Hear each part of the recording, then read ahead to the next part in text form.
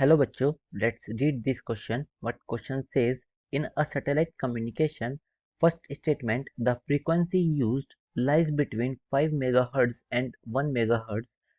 Second statement, the uplink and downlink frequencies are different. Third statement, the orbit of geostationary satellite lies in the equatorial plane at inclination of 0 degree. Which of the above statement is are correct? So हमसे question में ये तीन statement given है और हमसे पूछा गया है कि इसमें से कौन कौन से स्टेटमेंट सही है। तो मैं इस क्वेश्चन से रिलेटेड आपको की कंसेप्ट बता देता हूँ कि इस क्वेश्चन में की कंसेप्ट क्या यूज होएगा। तो अगर हम फर्स्ट स्टेटमेंट की बात करें तो सैटेलाइट कम्युनिकेशन में जो फ्रीक्वेंसी की रेंज होती है वो 5 मेगाहर्ट्ज और 1 मेगाहर्ट्ज के बीच में नहीं होती। This is wrong statement because इसकी एक्चुअल रेंज जो होती है वो 1 गीगाहर्ट्ज से 30 गीगाहर्ट्ज के बीच में होती है और यहाँ पर ही आपकी सैटेलाइट कम्युनिकेशन की फ्रीक्वेंसी लाई करती है। तो आपकी जो फर्स्ट स्टेटमेंट है ये गलत हो जाएगी।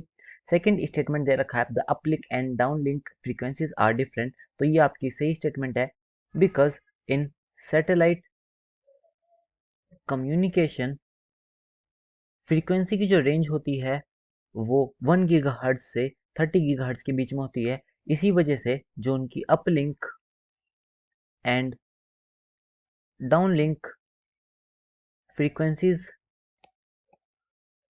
होती हैं दे आर डिफरेंट। तो आपकी जो सेकंड स्टेटमेंट है इसी वजह से ये ट्रू होने वाली है। एंड थर्ड देखते हैं the orbit of geostationary satellite lies in equatorial plane at inclination of 0 degree. तो ये भी हम अच्छी तरीके से जानते हैं कि लेट्स से ये आपकी अर्थ है और इसके इक्वेटोरियल प्लेन कुछ इस टाइप से होएगा। मैं पीछे का ऐसे होएगा और आगे की तरफ से ऐसे।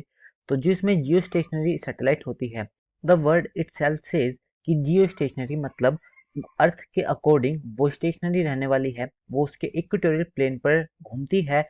ये आपका इक्वेटोरियल प्लेन हो जाएगा और जिस सेंस में लेट्स से ये आपका अर्थ का रोटेशन का हो जाएगा ओमेगा, तो आपकी जो स्टेशनरी सैटेलाइट अर्थ के रेस्पेक्ट में रहेगी वो भी इसी ओमेगा से with respect to the earth same sense में घूमने वाली है। इसी वजह से आपकी जो इंक्लिनेशन है इस अर्थ के इक्वेटोरियल प्लेन से वो 0 डिग्री ही रहता है। तो आपका थर्ड स्टेटमेंट भी सही हो जाएगा। तो हमारा जो सेकंड स्टेटमेंट और थर्ड स्टेटमेंट है they are the only correct ones. तो हमारा जो फर्स्ट ऑप्शन है which is A, second and third are the correct one. So this is the correct answer.